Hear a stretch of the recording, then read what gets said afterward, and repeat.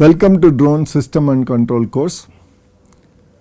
In the last lecture we talked about feed-forward feedback neural networks, why recurrence, how we can use recurrent neural network to approximate the dynamical systems or sequence prediction.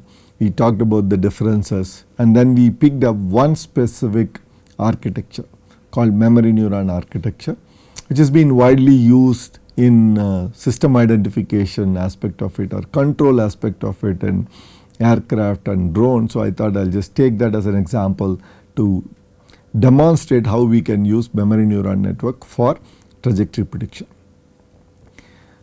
We talked about 2 input 1 output system, right, and we introduced typical memory neuron architecture with the 2 input neuron and 1 output neuron, right. So how the input flows from x11 all the way to output s13. Remember, the superscript represents the layer, right, the subscript represents the neuron, right, and we talked about the connections, how the connections are, how the recurrence are present. There is a special characteristics in the output layer alone. The output layer can have more than one memory neuron, whereas the input layer will have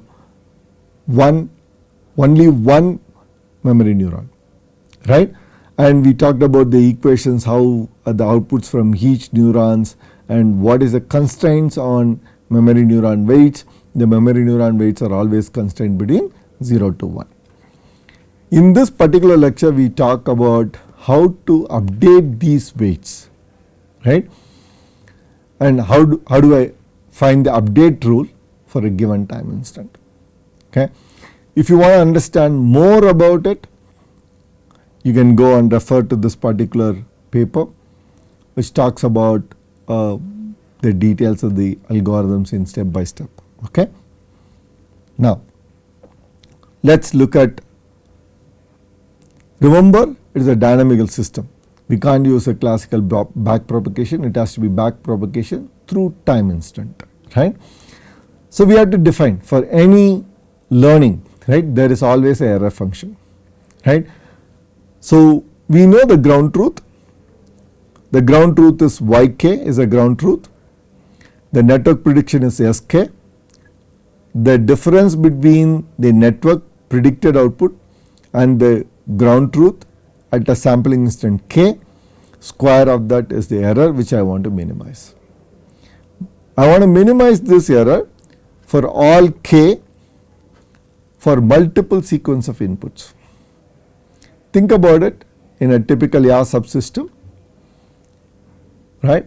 I am hovering at a particular point, suddenly I am giving a step input. I want a 1 degree yaw, right, 1 degree or 1 degree per second yaw rate, right. Next I am still in hover, I want now 2 degree yaw rate. I want a 1 degree yaw rate for 1 second, then I wanted to have a 2 degree yaw rate for remaining 5 seconds, and then I want to have yaw rate to be 0, right. So I can give different sequence of inputs. I can look at the sampling responses of the system for a different sequence of input, and that will be used to train my network, right. So for every input I have the output, I will use that as a reference, right. The difference between the network and this will be used to update the weights of the network and weights of the memory neuron. Okay, we will talk about it in couple of minutes, right. So let us look at output of network neuron weight, right, W11 of k plus 1, right, W11 2 means I am looking at weight connection between the hidden layer and the output layer, that is why it is called 2, the first neuron of the hidden layer and first neuron of the output, that is why it is called W11. Its weight at k plus 1th time instant, right, there is a mistake here, it is weight at kth time instant minus negative gradient I am looking at dou E by dou W112. For interest or simplicity, I am ignoring the sampling notation, right, W11 of K. Right? What is dou E by dou W11 of, right? So, if you look at this equation, half S of K minus Y of K the whole square, right, 2 times S of K Y of minus Y of K, right, and dou S of K by dou W1 of K, because S of K, right, you will have dou S of K and dou W1 of K. If you are trying to differentiate S of K with W1 of K, right, W112, you will have 1 dou H1 of K by dou W1 of K. Maybe what I will do is, I will write down the equation of S of K. S of K is nothing but H13 of K, right. What is H13 of K? It's a function G, right, W113, right, K and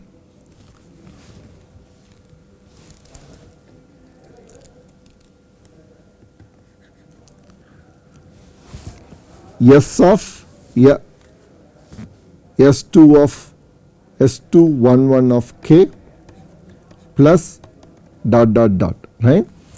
Now, what we are trying to do? We are trying to differentiate dou S by dou W1. Dou S by dou W1, which is H1 of 3. So, 1 times dou H1 of 3 by dou W11, right. Now, if I look at it, S of K, which is H31 of K, and H31 of K, I am just giving you the equation here. You see here, this is W11 S11, W1M S1M, right. We are interested in only W11 alone, right. If I am differentiating dou H1 of K by dou W11 of 2, this portion alone, if I am going to differentiate that, then the nonlinear function is there, the gradient of this nonlinear function. See, one of the important quality of an activation function, we talked about it in the previous lecture when we talk about essentials of neural network, right. This function should be continuous, right. If it is continuous, then the gradient exists for all the values of x, right. So, that is the gradient. Depends on activation function, this gradient will be different, right. So, I am just calling this G prime is the gradient of the function. Then we are differentiating with respect to W11, only this term, rest of the things are constant with respect to W11. So, what you get is S11 of K, right. I am just repeating, I am taking the output, I am trying to find an update rule for the first weight connecting the first network neuron and an output neuron, that is why it is called W11 of 2, and I am trying to find out the chain rule, differentiating the error function with respect to W112. First time when you differentiate the error function with respect to W112, you will get an SK, right, and if you are trying to differentiate SK with respect to W112, you will get dou H by dou W1. If you differentiate dou H by dou W1, you will get this term. S11 of K is independent of W112. So, there is no more chain rule here. So, if I am just going to substitute, right, W112 of K plus 1 is W112 of K, I am looking at a negative gradient minus eta this 2 will get cancelled. You will have S of k minus y of k times 1 times g prime of and S 1 1 2 of k. This is your update rule. Okay. Now let us understand this further, right. So I am rewriting that W11, so there is an error here, W112, I am calling this term E13 of k. What is that E13 of k?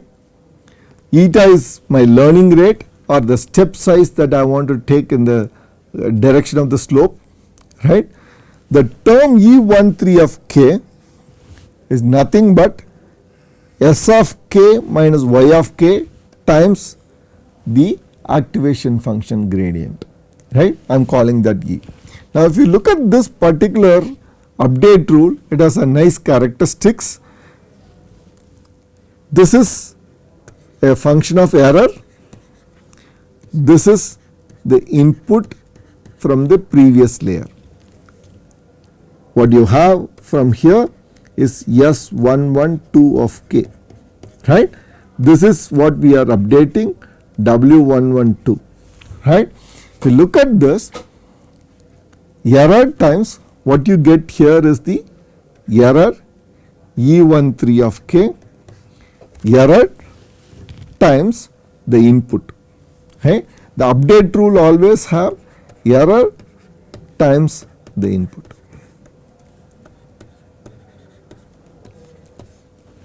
Okay. It's a nice structure. Okay. I am taking a step. Now how do you choose a learning rate? If you choose a learning rate very high number, the changes in W's are significant, so the network will keep oscillating and will never converge. The learning rate is very small, the change in W's is going to be very small, you need to train the network for a long time, right. So people use some kind of an adaptive structure.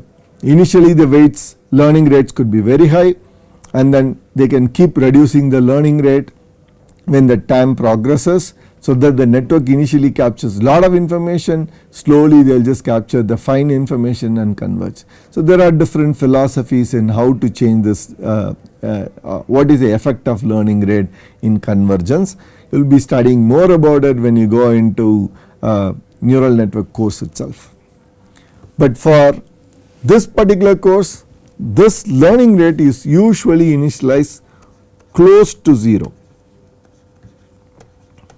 right, something like 0.01 or 0.1 or 0.001 like that, okay, very close to 0.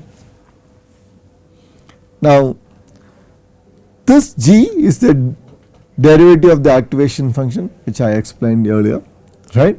So that's the update rule for network weight W11 of 2. So now look at the update rule, right, for the memory weight, right. So I am going to look at the update rule for this F, sorry, this is not k plus 1, this is k, right. I am looking at F112, right. What is the update rule for F112? Does a similar structure with respect to network weight also. You have a learning rate times E113 of k, V112 of k, right. If you look at the beta 113 of k is beta 11 of k minus eta E113 of k, V113 of k, right. Now if you look at the this is beta 113, right, this is beta 112, it has the same structure, right. If you see in all of this, it is a function of error and the corresponding input. There is an error from here and the input from here, and that is what we are using to update. Okay. I am not deriving this each and every update rule, right. You can try to apply the similar chain rule structure for to obtain the weight update rule for F, update rule for beta, right, and you can just check whether you are able to get it. If you want to read more about this update rule derivation, you can refer to the paper mentioned in the very first slide, right. Now let us look at the alphas present here, update rule for alpha, this alpha 113, right, alpha 113 of alpha 1 3 of k plus 1 is alpha 13 of k, which is eta times beta 113 of k v 113 of k into h3 k minus 1 into v3 k minus 1. You see, this is happening because it has two inputs and both are function of alpha, right. You have alpha into 1 minus alpha, that is why you have these two terms. Now there is one assumption we make here, because this memory neuron inherently captured the past, I am not going to look at whether v11 of k minus 1 is also a function of this or not. I am assuming that to be constant. Because I am assuming that to be constant, you do not have any higher order terms, otherwise you will have a lot of higher order term which will affect again the update rule. Okay. Similarly, alpha 112, right, it will have a beta 113 of k, v112 of k, v113 of k minus 1. You see here, this is coming from network, this is coming from memory, okay, this memory, okay, whereas this comes from network neuron. Okay. So I have two memory neuron. The first memory neuron has the input from a network neuron as well as itself, that is why you have this update rule. Second memory neuron has a input from previous memory neuron and self, that is why you have V1 and V2, V12. Okay. So it is the update rule for output layer, right. Similarly, I can apply update rule for input layer to W11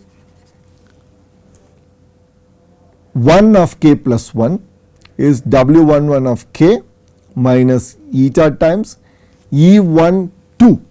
So remember earlier I defined E13, now we have E12, we will talk about what is E12 in a couple of minutes, times S11 of k, right. What is E12? Again gradient of an activation function times E13 of k times W1L of 2, right. So if you see,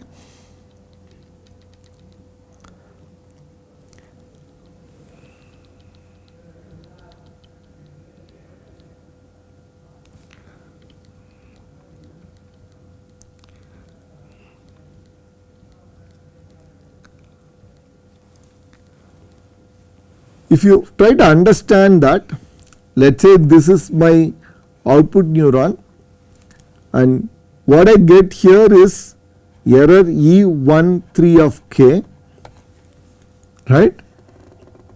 The corresponding weight is W1 2, let us assume that it is L, in this case 1, L is equal to 1, then it is W11, right. The error times W11, right, that is the error contributed by this network neuron, and the gradient of this particular activation function is G prime, right.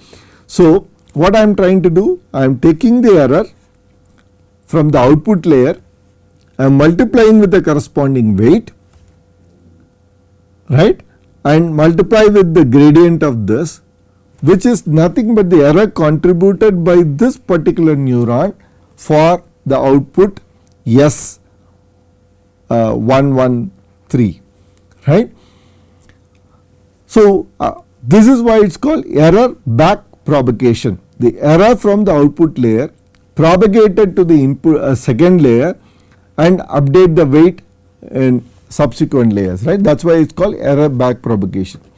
Ideally, if somebody tells me what should be the output of this particular network neuron, then I can just simply use that value as a ground truth, compare it and update. Unfortunately, we do not know what is the correct projection that we can do from input layer to the hidden layer, so that we can capture the dynamic relationship more effectively. The only way we can look at it, how much of this particular error I observed in the output layer is contributed by the network neurons, right, and that contribution is what I wanted to minimize, right. If the contribution of this neuron is very high, then the changes to all the connections to that particular neuron will change. If the contribution of this particular neuron is 0, then there will not be any change to those weights connecting to that particular neuron, right. So, we are trying to see what is the error contribution by them by propagating the error from the last layer to the previous layer. That is why it is E13 into W will tell you what is the error contribution by the neuron in the hidden previous layer 2. Okay. I use that particular error function, error value to update the W11 as well as F11. Just note there is a correction here. It is W11 of k plus 1 is a function of W11 of k. F11 of k plus 1 is function of F11 of k minus learning rate times error E11 of 2 into V11 of k. If you look at every hidden layer neuron has one memory neuron, isn't it? This is the architecture we have, and this weight is what we are talking of W, and this is F, right. We updated the W and F, but we need to update the weight present in the memory neuron, which is alpha. Alpha 11 of k plus 1 is alpha 11 of k, again learning rate times F11 of k times E11 of 3, that is error, times your E11 of 2 S11 of 2 k minus 1 minus V11 of 2 k minus 1, right. I can update the weights. I can also update the weight of the memory neuron in the input layer. This will be E11 of 1 into this, right. So, what I can do now, I know update rule for every parameters. What are the parameters in this network? You have a W1 is a matrix, W2 is another matrix, you have F1 is one matrix, you have F2, you have alpha 1 for the input neuron layer, you have alpha 2, you have alpha 3, right, and then you have a beta. These are the parameters we are updating. Okay. What is an objective? Objective is to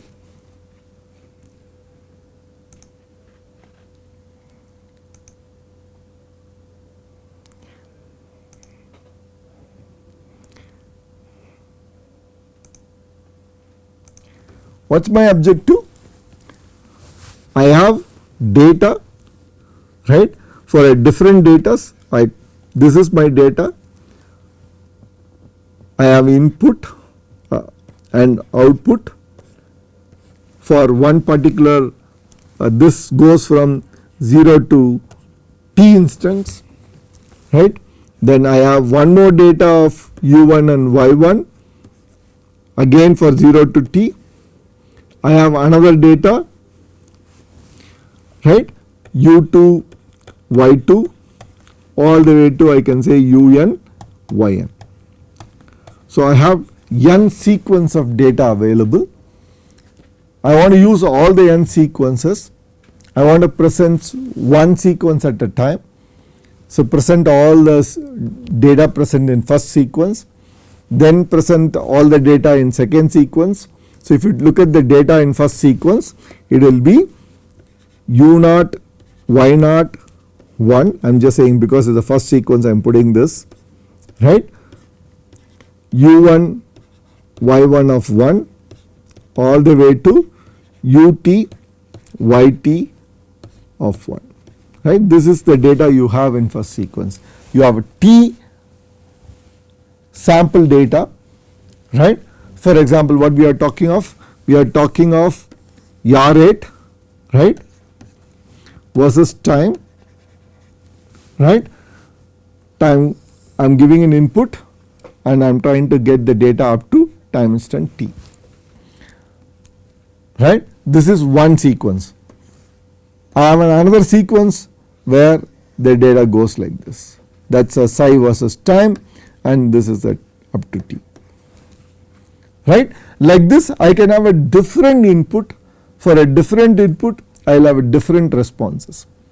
What is my objective? My objective is to find the parameter theta. What is the theta? Theta consists of your W1, W2, your F1, your F2, your alpha 1, alpha 2, alpha 3, memory neuron of the input, hidden and output, and your betas. All these are the parameters that you are trying to tune. What do you need to do? You need to find your theta such that the error E for different sequences, we have n sequence. So I call this is sequence loop. I just represent this by j is equal to 1 to n, and then you have other loop which is goes from I is equal to 1 to capital T, right. You are trying to minimize S, J and I minus Y J I whole square. So this loop is for sequence and this is for your sample data. Means think of it sampling instance, right.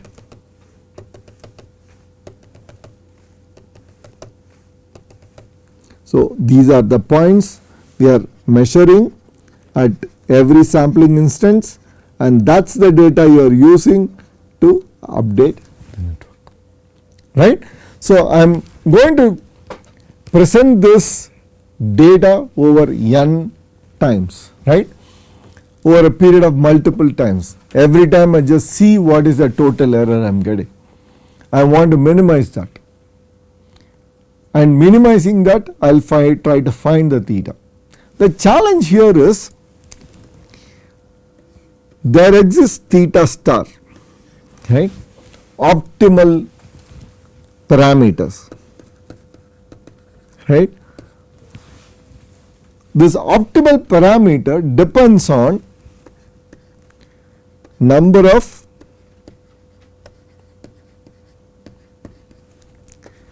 hidden neurons, right. How many hidden neurons you wanted to have?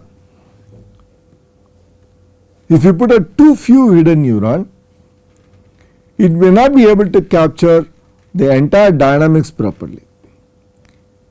If you increase too many hidden neurons, it start mimicking like a training data, it start mimicking like the sequence which is presented to the network.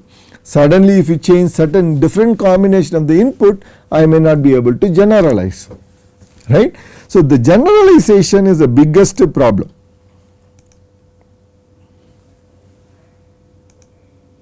Right. So one need to understand how many neurons we should choose such that the error is minimum, right. If you try to plot the E versus the number of neurons, network neurons, right, NH, if I am trying to represent, if NH is too low, your error may be high. When you keep increasing NH, your error will keep decreasing, right, and it will be like this. This is what I am representing is the training error, right. Suppose you give a sample which is not seen during training, right, and if you are trying to see what is that error value is, right. Now that error I am representing as a dot, right. That error decreases up to certain hidden neurons. After that it will start increasing, right. Now this is the point, this is the best neurons that we could have to approximate the data. Beyond this, your training data will comes down, whereas your validation error, this is validation neuron, right. A sample which is not seen during training time, the error in that will start increasing beyond certain number of hidden neurons. Again you will have the effect of a learning rate too.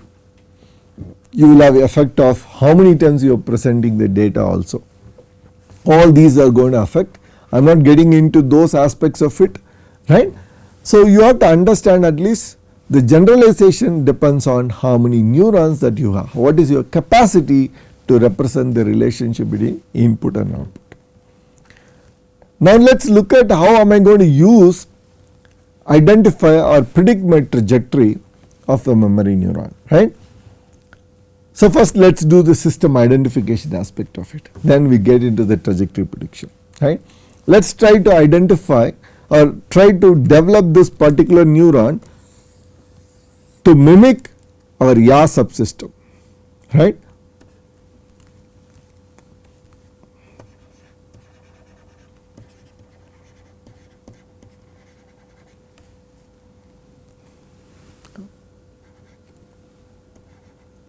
Okay. Now what I am going to do, I am going to give a different control input to my drone, that is basically your YA,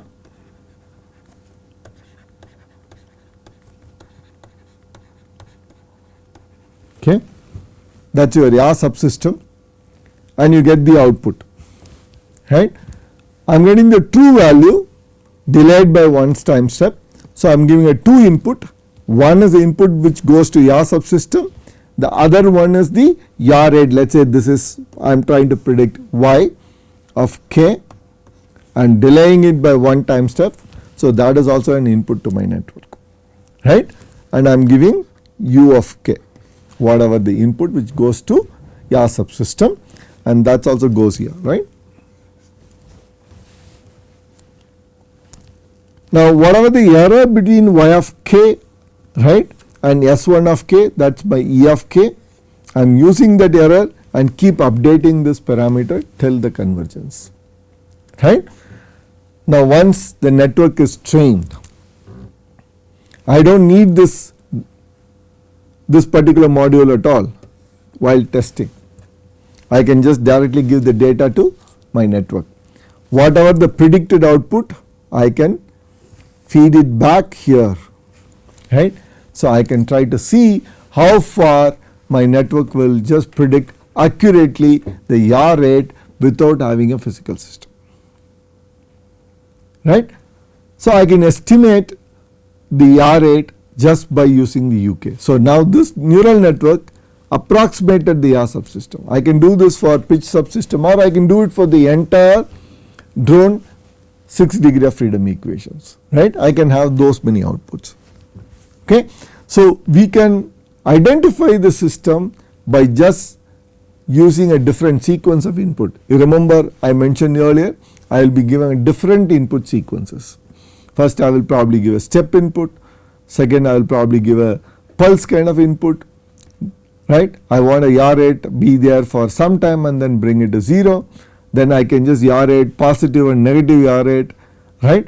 So typically what we call 3, 2, 1, 1, right, means 3 seconds of a positive input followed by 2 seconds, this is 3 seconds, followed by 2 seconds, then again followed by 1 second and followed by 1 second of negative input, and this is what I want to give, 3, 2, 1, 1. So a typical input which can excite most of the modes of the dynamics, and that will help to approximate very well, right. I do not have to do 3, 2, 1, 1, I can give just step input also, right. I can just say give me an 1 degree per second yaw rate, right, or 2 degree per second, and after 3 seconds I want to make it 0 degree per second, right. So I can give a different sequences and generate the output and train the network, right. So how do we implement it? We have the whole 6 degree of freedom model, right. Generate a different persistent excitation input, as I mentioned. I will give a different input sequence and get the different output. This is my Y, right, and these are my input which goes into the network, right. This is my U, command versus Y I am approximating, right. I can take this and approximate the system, right. Now I am trying to show, if I am trying to generate for a different input, these are different states of the system. I have a velocities, position, rates and attitudes. I can store all the data, right. I can build a network which approximate all the data for a different sequences. I am doing it for 0 to 20 seconds, right. I can train the network. Now coming to the end of the lecture. So we understood what is recurrent neural network. We understood the difference between feed forward and recurrent neural network, right. And we have different type of recurrent neural networks. You can have a feedback from the last layer to the first layer, last layer to the second layer, or last layer to self itself. You can have different recurrence possible. We picked up one particular architecture called memory neuron network. We use backpropagation through time algorithm to find the update rule for different parameters in the network. We understood how the network functions and we understood how the parameters are there, and we saw how we can use it for simple system identification problem, right. In the next lecture we talk about how do we use this memory neuron network to predict the positions of this drone in the absence of GPS. Once you have these positions, basically we estimate X, Y, Z, U, V, W, right. Once you have X, Y, Z and U, V, W, we try to compute what is latitude, longitude of the drone and use that as a pseudo GPS signal, pass it to navigation module, and the navigation module use this pseudo GPS input to track the trajectory. Thank you.